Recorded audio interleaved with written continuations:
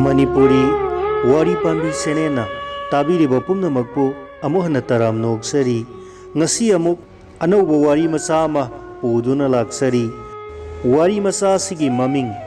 makui singdi nungon sing hariba wari macha sini aibi khaidem pramodini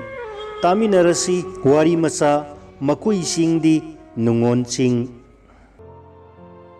taibangda satpa khongchatsu lamkoiba mangland satpa khongchatsu lamkoiba amhani amha amatani amata manai mangland koiruba khongchat ani khaktang hapsage mathel ama oina aigi lamkoi wari masa sida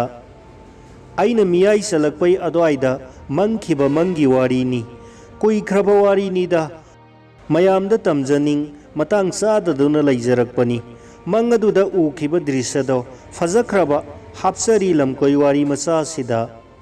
mamigi kumaida uba durdarshangi thoramda aikoina tattana uriba adugumba laikang lamni yamna pak chauba laikang lamni adubu napidi khara khara hawi aikoi maitaina ching lukokpi hainaba uwadi haudaba napi tamak pana hauba adugumbani lampakto lamjaudugi lampakto saukhre pakre sangbanaraba soraren asida lamjau lampak adugi ngamkhaini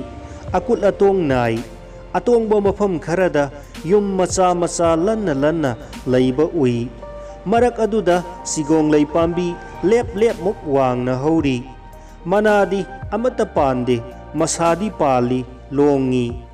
ayuki liklana sigong lei masada thuriba mirangda panduna lei madu mali angauba apaba phi phaubagum paksana ngaurok ngauna uri fajakhraba drisani mifam hongba yadaba aina lepiba adugi manak inak nakna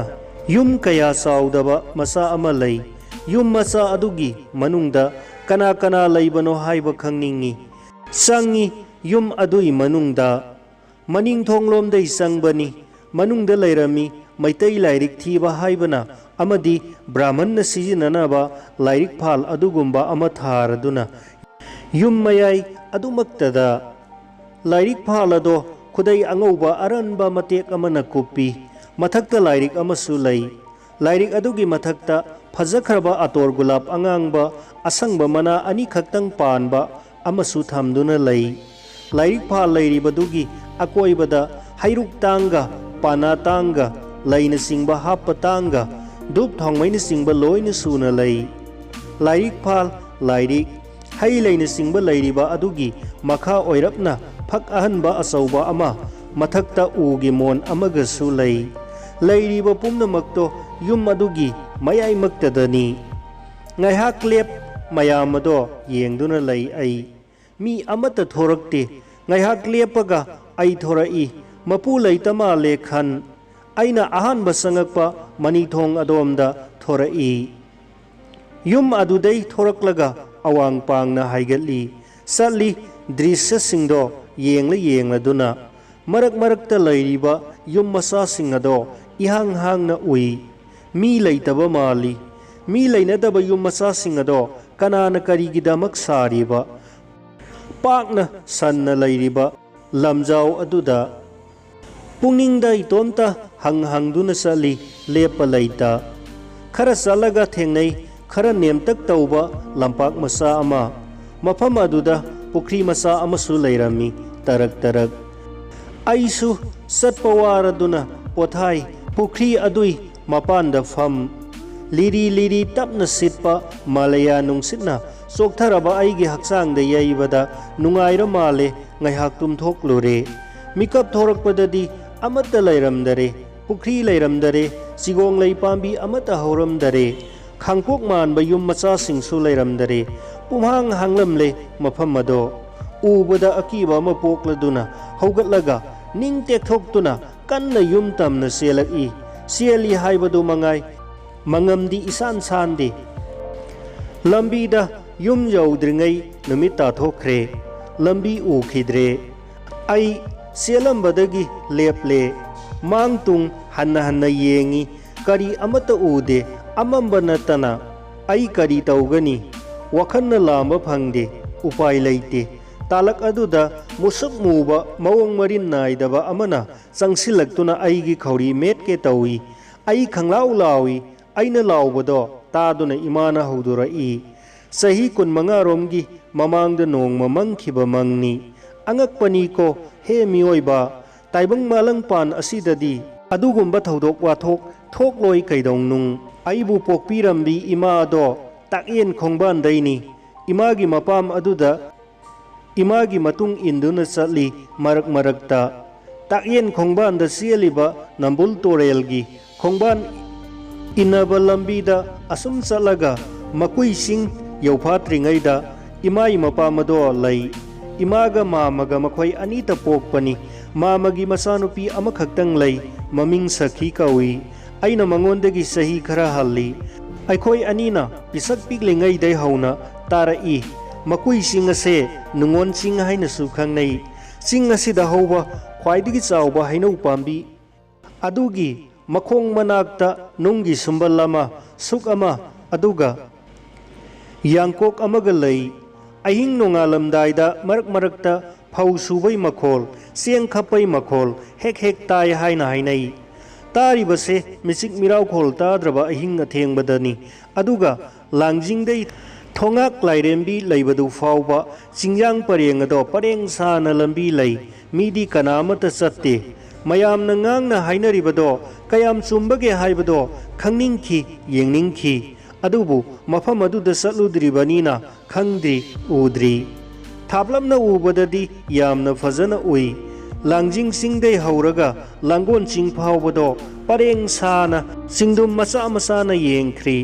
yamdrabasu mawong tana upal mana pungna haubadi makui singni ihel heli fazai sikna ingna sangna ubada ningsing lakhi angang oiringaigi sinpha pukhiba saireng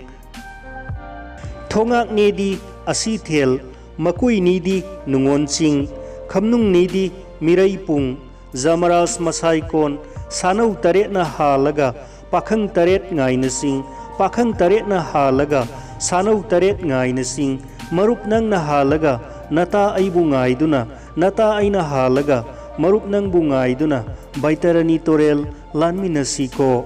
mase laik te yauba nate magazine dei pukhiba sinphani